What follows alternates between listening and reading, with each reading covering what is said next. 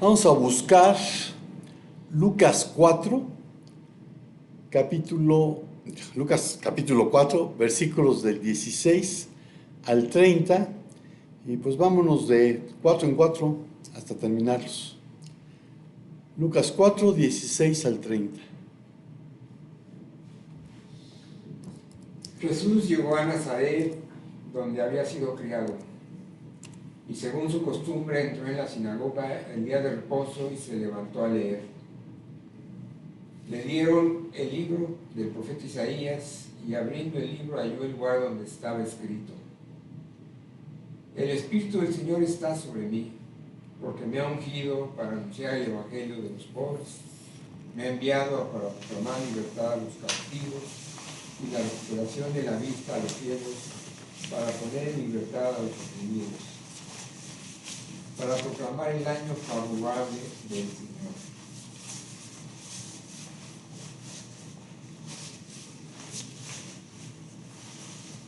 Y comenzó a decirles: hoy se ha cumplido esta escritura que han oído. Todos hablaban bien de él y se maravillaban de las palabras llenas de gracia que salían de su boca, y decían: ¿no es este el hijo de José? Entonces él les dijo: sin duda me citarán este refrán: médico, cúrate a ti mismo. Esto es todo lo que oímos que se ha hecho en Capernaum, hazlo también aquí en tu tierra. En verdad, y Jesús añadió: en verdad les digo que ningún profeta es bien recibido en su propia tierra. Pero en verdad les digo que muchas viudas había en Israel en los días de Elías, cuando el cielo fue cerrado por 3 años y 6 meses, cuando hubo gran hambre sobre la tierra. Sin embargo, a ninguna de ellas fue enviado Elías, sino a una mujer viuda en Sarepta, en la tierra de Sidón. Muchos leprosos habían en Israel en tiempos del profeta Eliseo, pero ninguno de ellos fue limpiado sino Naamán el sirio. Y todos en la sinagoga se llenaron de ira cuando oyeron estas cosas. Y levantándose, echaron a Jesús fuera de la ciudad y lo llevaron hasta la cumbre del monte sobre el cual estaba edificada su ciudad, para tirar a Jesús desde ahí. Pero él, pasando por el medio de ellos, se fue. Amén.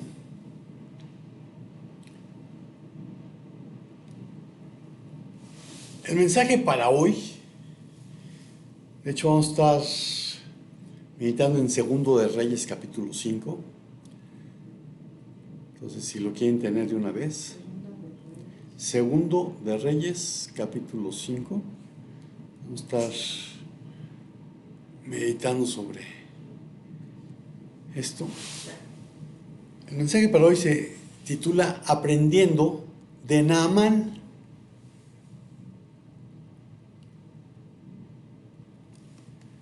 Naamán significa agradable, dulce o encantador.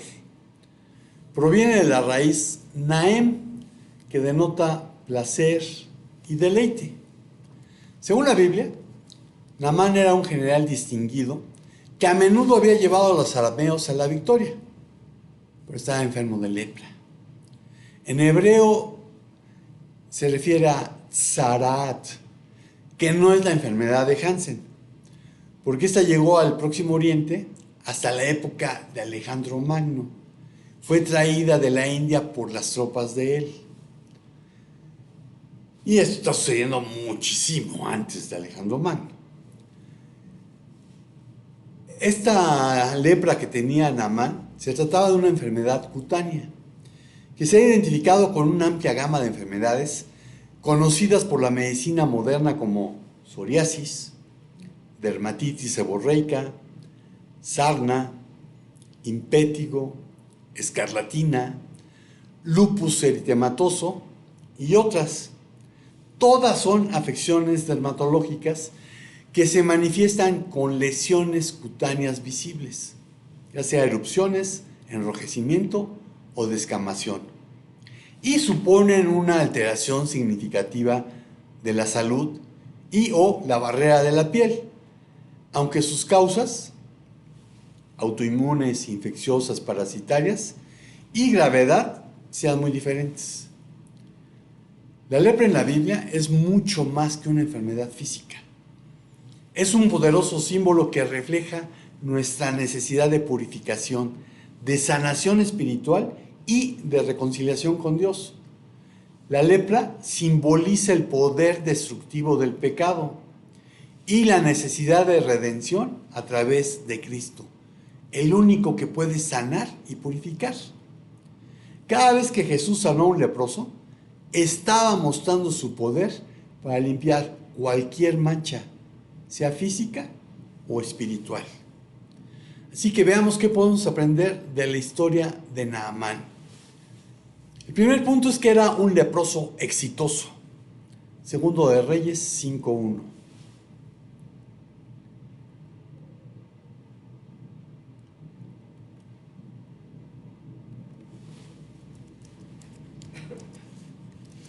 Naamán, jefe del ejército del rey de Siria, era un hombre de mucho prestigio y gozaba del favor de su rey, porque por medio de él el Señor le había dado victorias a su país.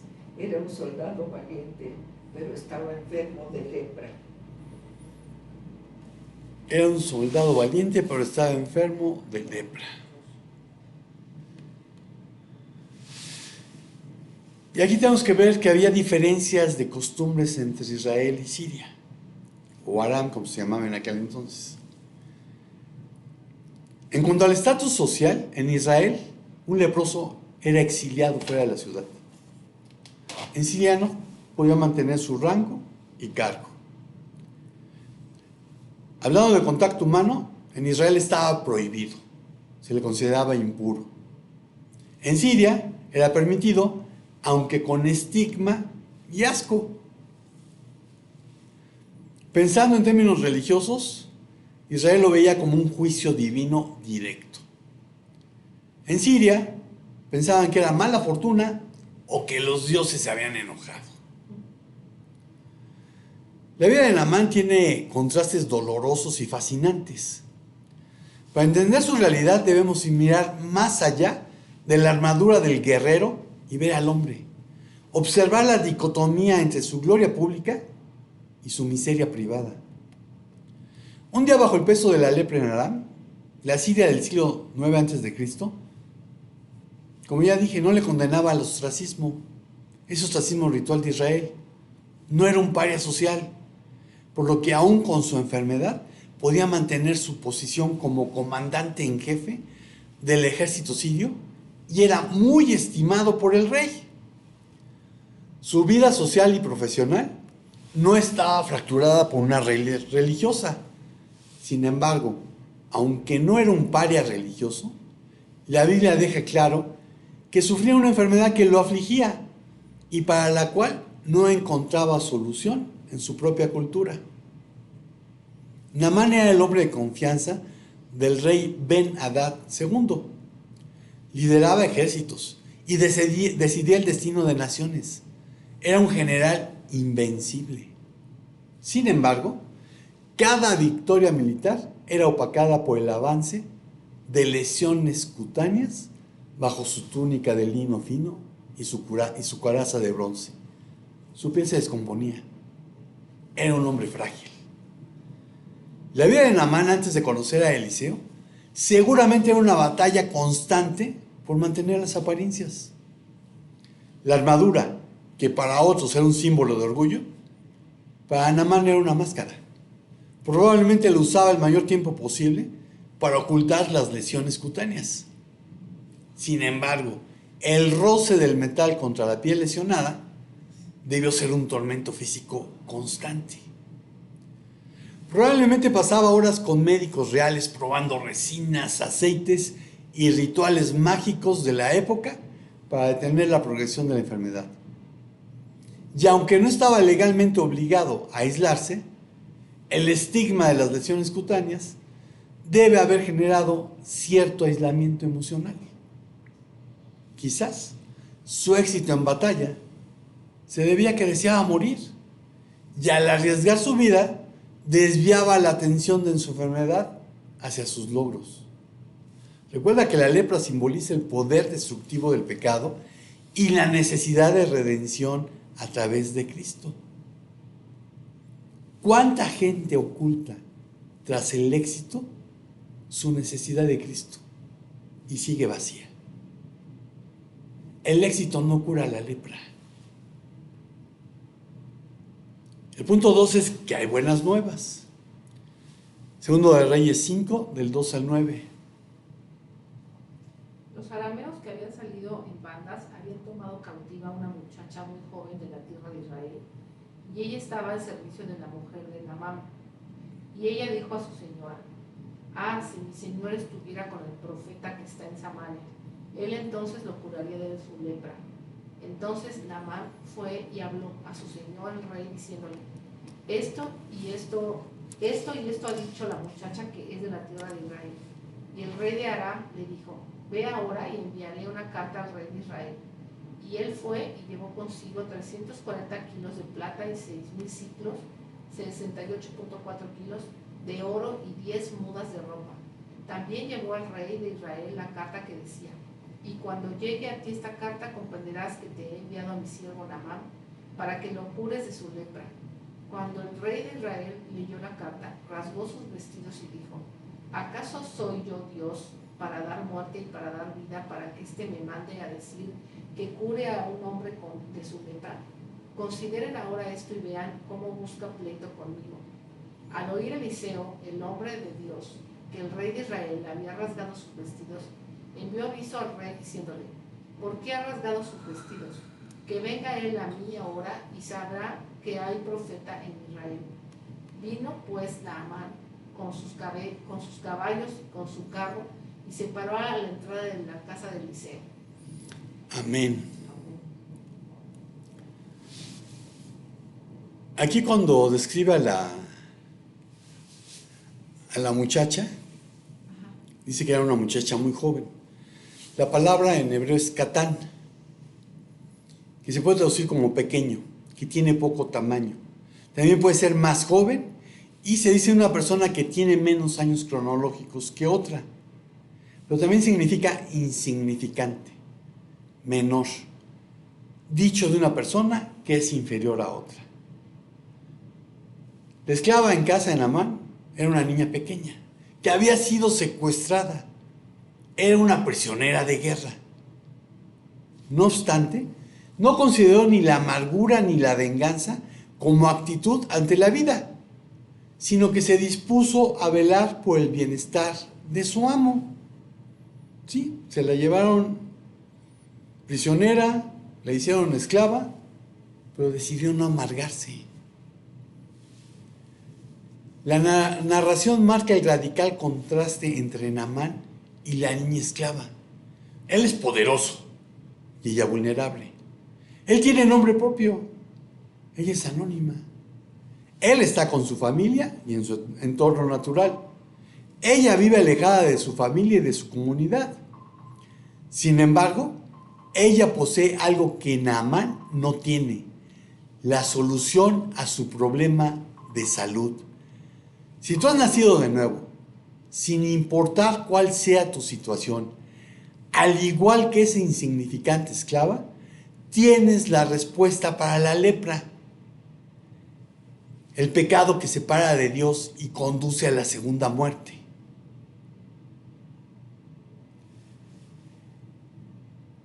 Los poderosos como Naamán y cualquier otro que no ha nacido de nuevo necesitan conocer a Cristo como su único y suficiente Salvador personal, pero hacerlo de primera mano, no de oídas. Naamán adoraba a Rimón, una deidad semítica occidental cuyo nombre combinaba a Hadad, el dios de la tormenta, con el epíteto Rimón, que significa atronador.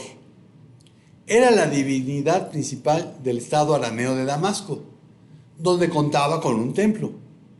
En Mesopotamia, esta deidad era conocida como Ramanu y figuraba entre las 12 grandes divinidades, siendo responsable de la lluvia, las tormentas y los relámpagos, y por tanto de la fertilidad de la tierra. Sin embargo, Naamán era lo suficientemente astuto como para darse cuenta de que Rimón no había podido sanarlo de su enfermedad. Y era hora de que los que le rezan a las vírgenes y a los santos lo entendieran. Por otra parte, es muy elocuente constatar y comparar la conducta de los dos reyes del relato. Ben-Hadad, el rey de Siria, muestra su poder y riqueza. Le da órdenes precisas a Naamán. Le da órdenes precisas al rey de Israel. Y envía a Naamán con una carga de oro, plata y ropas lujosas que, ¡wow! Tenía riquezas este hombre. El rey de Israel, probablemente Joram, era el segundo hijo de Acab y Jezabel. Al recibir la carta, se llena de angustia, lo invade el temor, se llena de terror y queda totalmente abrumado. Ambos reyes tienen el control de sus respectivos pueblos, pero en este relato el rey de Israel solo piensa en sí mismo, en salvar el pellejo, y como consecuencia no tiene la capacidad de recordar que hay profeta en Israel.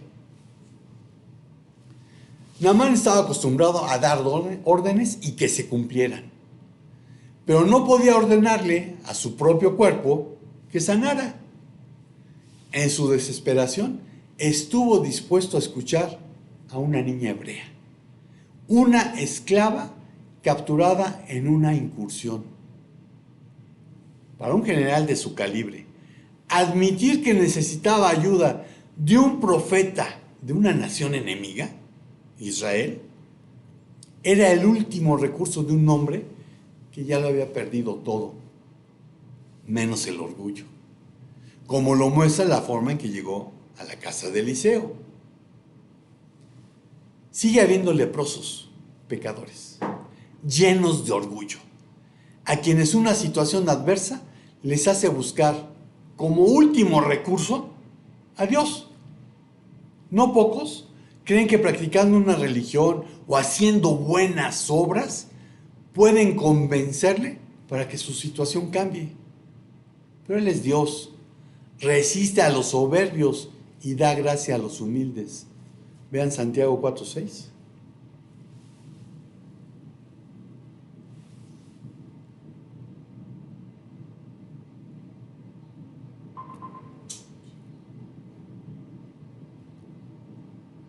Pero Él nos da mayor ayuda con su gracia. Por eso dice la Escritura: Dios se opone a los orgullosos, pero da gracia a los humildes. Dios se opone a los orgullosos, pero da gracia a los humildes.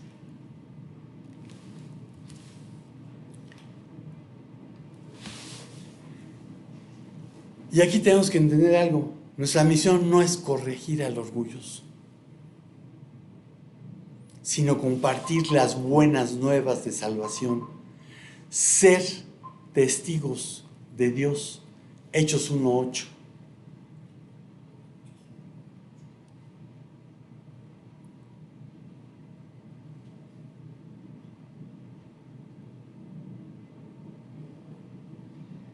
Pero cuando venga el Espíritu Santo sobre ustedes, recibirán poder y serán mis testigos tanto en Jerusalén como en toda Judea y Samaria y hasta los confines de la tierra. Amén.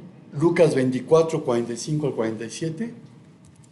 Entonces les abrió la mente para que comprendieran las Escrituras y les dijo: así está escrito, que el Cristo padecerá y resucitará de entre los muertos al tercer día, y que en su nombre se predicará el arrepentimiento para el perdón de los pecados a todas las naciones, comenzando desde Jerusalén. Amén. Entonces nuestra misión no es corregir al orgulloso, sino ser testigos de Dios, compartir las buenas nuevas de salvación. Las buenas nuevas dirigen hacia aquel que cura la lepra. El tercer punto es que se requiere humildad. Segundo de Reyes 5:10-14.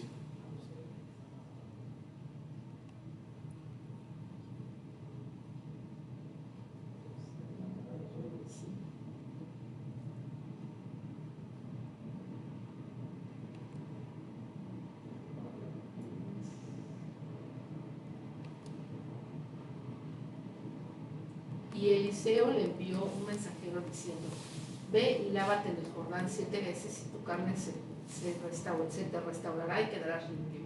Pero Naam se enojó y se fue diciendo: yo pensé, seguramente él vendrá a mí y se detendrá e invocará el nombre del Señor su Dios, moverá su mano sobre la parte enferma y curará la lepra.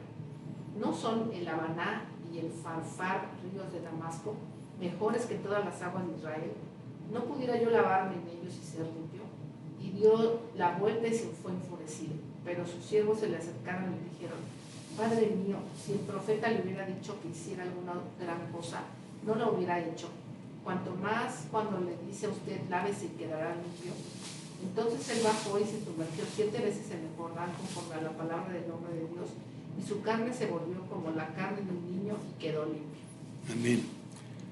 Entonces, cuando finalmente decide ir a ver a Eliseo, Naamán no viajó como un suplicante humilde, sino como un conquistador.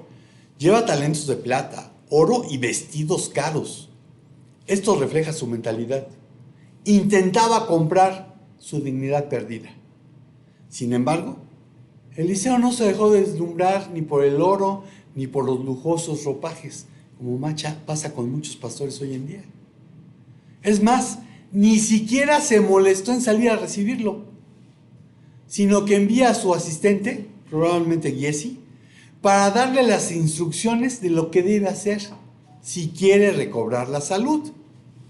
Obviamente, pues Naamán, con el orgullo y el ego que debe haber tenido, se enfureció ante lo que consideró una humillación, como muchos hoy en día. Bueno, Naamán esperaba un espectáculo: luces, sonido, hielo seco, un grupo de alabanza coordinado, etcétera, etcétera. Quizás esperaba que el profeta saliera, invocara a su Dios y moviera su mano sobre la llaga.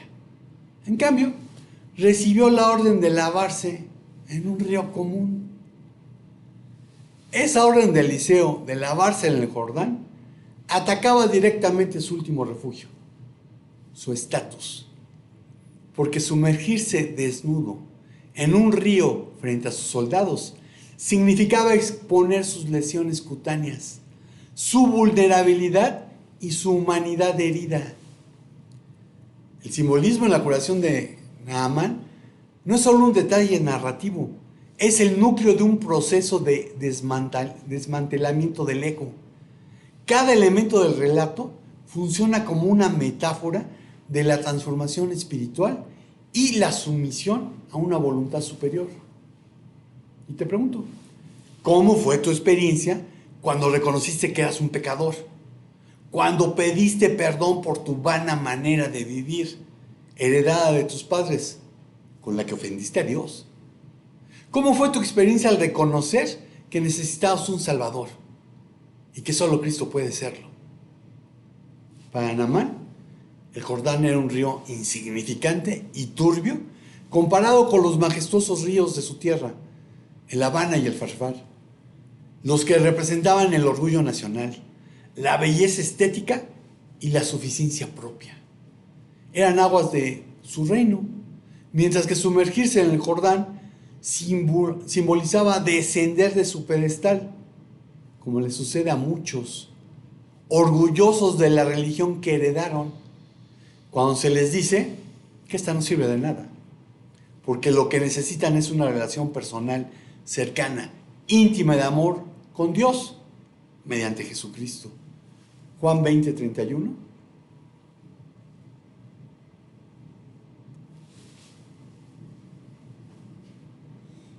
Pero estas se han escrito para que ustedes crean que Jesús es el Cristo, el Hijo de Dios, y para que al creer en su nombre tengan vida.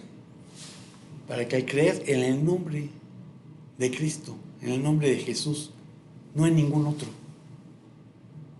Hechos 4:12.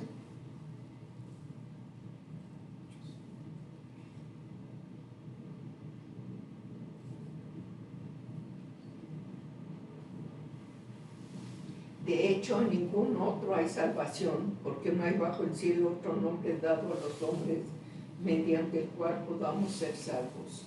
Solamente en el nombre de Jesús podemos ser salvos.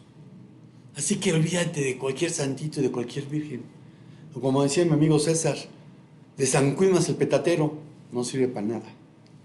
Primera Timoteo 2:5. Porque hay un solo Dios y también un solo mediador entre Dios y los hombres, Cristo Jesús, hombre. Hay un solo mediador. Hay un solo redentor. No existe tal cosa como una corredentora. Entiéndelo. Ahora, por otra parte, no se trataba de las propiedades químicas del agua. Era H2O en el Jordán y en los ríos de Siria. Se trataba de la obediencia a un mandato que parecía ilógico para la mente estratégica de Naamán. En la simbología bíblica, el número 7 representa la plenitud, la perfección y el cumplimiento de un ciclo divino. Imagínate al gran general. Se sumerge una, se sumerge dos. A la tercera inmersión no ha pasado nada. 4, 5, 6, sus heridas siguen ahí. El 7 simboliza una fe que persiste hasta el final, incluso cuando no ve resultados inmediatos. Si Naamán se hubiera sumergido 6 veces, habría seguido siendo leproso. La sanidad solo llegó en la 7ª vez. Y escucha bien esto, porque la obediencia parcial es desobediencia, como una mentirita blanca o una media verdad, son una mentira completa. Si no obedeces todo lo que Dios te manda, eres desobediente. No es que obedezcas a medias, no, eres desobediente al 100%. El texto dice que su carne se volvió como la de un niño pequeño. Ese es un símbolo de regeneración total. No solo se detuvo la enfermedad, su piel fue restaurada a un estado de pureza original. Naamán entró al agua como un hombre de guerra cargado de victorias y salió con la piel de alguien que apenas comienza a vivir. Es la metáfora perfecta del nuevo nacimiento espiritual. Eliseo no le siguió el juego al sistema. Y los sirvientes de Naamán tampoco lo hicieron. Ellos, como la niña anónima, carecen del poder de Naamán y se manejan con otras reglas. De manera que, con todo el respeto del caso y probablemente con temor, pero con firmeza, animaron a su amo a someterse a las reglas del juego del profeta. Salmo 147:6.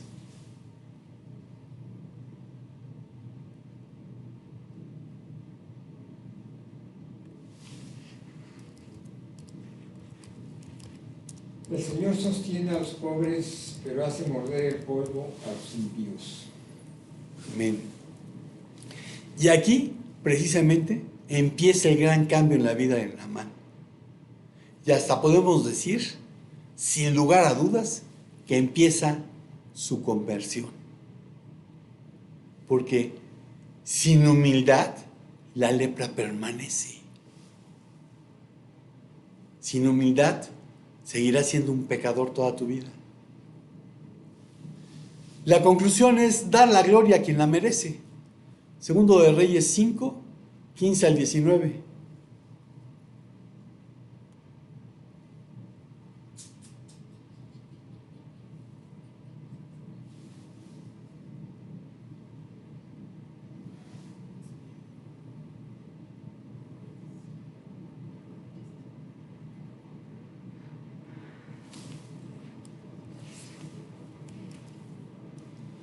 Luego Naamán volvió con todos sus acompañantes y presentándose ante el hombre de Dios le dijo: ahora reconozco que no hay Dios en todo el mundo, sino solo en Israel. Le ruego a usted aceptar un regalo de su servidor.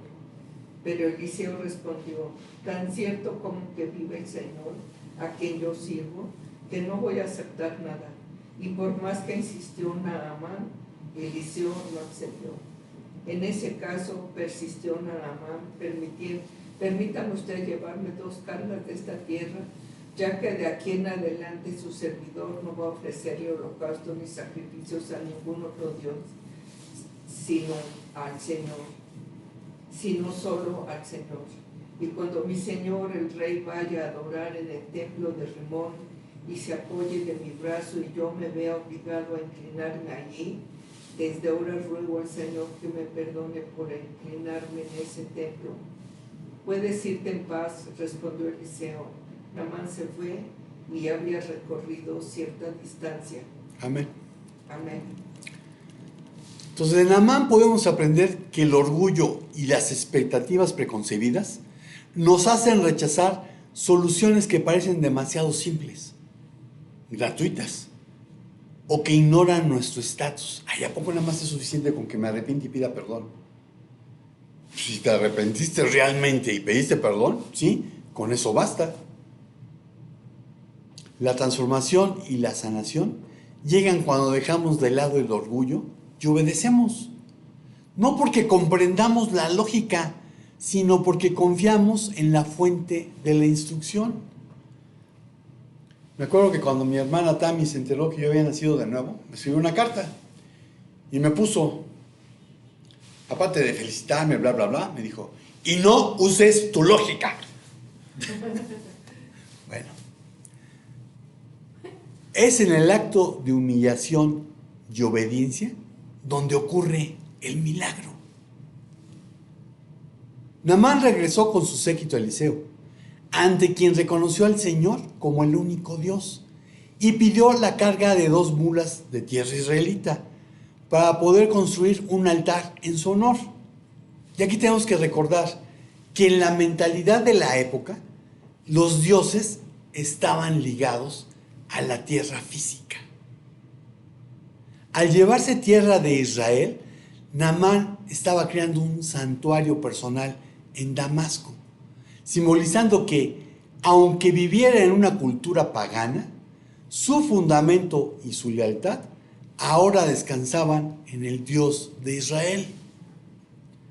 También pidió perdón porque, como oficial del rey de Damasco, debería acompañar a su soberano en la adoración del dios Rimón. Y me acuerdo que cuando éramos niños y teníamos que ir a alguna celebración de nuestros familiares católicos, la instrucción de mi mamá era muy sencilla. Mira, se van a parar, se van a hincar, van a repetir una serie de cosas, tú sentadito y calladito. Estamos aquí cumpliendo con un compromiso social. Pero ellos creen en otra cosa. Bueno.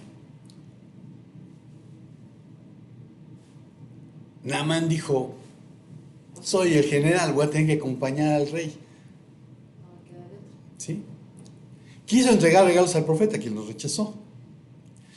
Y aquí es bien interesante, Naamán se preocupó por la ofensa a Dios antes de que sucediera.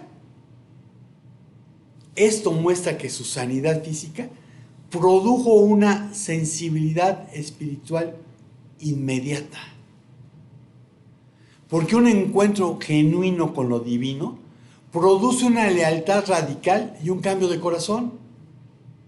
Sin embargo, la fe debe vivir e integrarse en contextos sociales y laborales complejos, lo que requiere discernimiento y búsqueda de integridad. No siempre una separación física inmediata. La fe comienza con una decisión interior que luego debe navegar la complejidad del mundo. Cuando Eliseo le dijo, ve en paz, realmente le está diciendo, lech shalom. Y este ve en paz como que no me sugiere mucho que Dios conoce la intención del corazón. Pero lech shalom me recuerda que cuando uno tiene shalom, lo tiene todo, porque tiene a Dios. Entonces no importa la circunstancia, porque yo tengo a Dios. Y Dios ciertamente conoce la intención de los corazones. Y veamos, el profeta no le impuso una carga legalista. No le exigió que renunciase a su cargo, ni que muriera como un mártir derribando la estatua de de Rimón. Se manifestó la gracia antes que la ley. Dios aceptó que Naamán viviera su fe de manera privada mientras cumplía sus deberes públicos. No se le pidió que cambiara su cultura, sino su objeto de adoración interna. Naamán regresó a Damasco como un hombre transformado. Y no hay registros de que su lepra volviera. Porque cuando Dios te sana, te sanó por completo. Si tú te arrepentiste, pediste perdón y naciste de nuevo, ya no eres pecador. Eres un santo que a veces peca. La diferencia es que el pecador practica el pecado. El santo de repente se resbala. Y eso es porque se suelta de la mano de Cristo.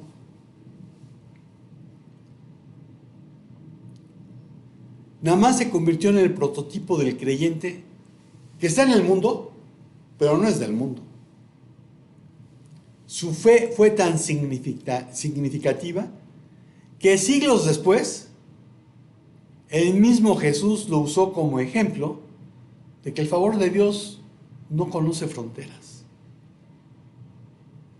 Al recibir el Lech Shalom, ve en paz, de Eliseo, su destino fue vivir con la conciencia tranquila, sirviendo a su rey terrenal, pero adorando únicamente al Dios de Israel sobre sus dos cargas de tierra.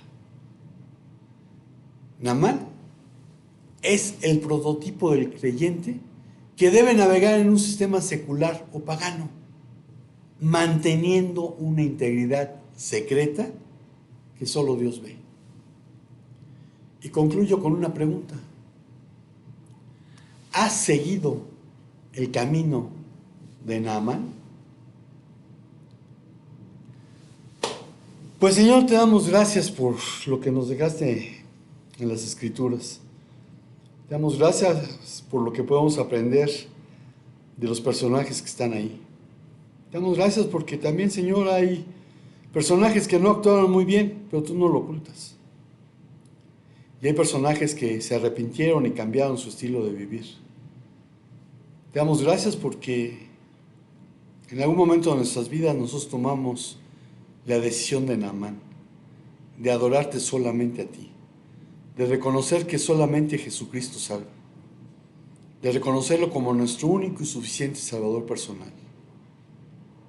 Y Padre, pues te pedimos por aquellos que siguen confiando en una religión, llámese como se llame, porque su religión no los va a salvar. Que ellos entiendan que necesitan tener una relación personal, cercana, íntima y de amor contigo. Y que a esa relación solamente se tiene acceso mediante el arrepentimiento, el pedir perdón y el reconocer a Jesús como único y suficiente Salvador personal, como Dios mismo. Gracias por los que ya lo hemos hecho. Y pedirte que seamos instrumentos útiles en tus manos para que más gente llegue al conocimiento de la verdad, para que seamos testigos hasta lo último de la tierra. En el nombre de Jesús. Amén. Y amigo y hermano de internet, espero que sigas el camino de Naamán. Y si el Señor no dice otra cosa, nos vemos por aquí el próximo domingo. Shalom, shalom. Estamos despedidos.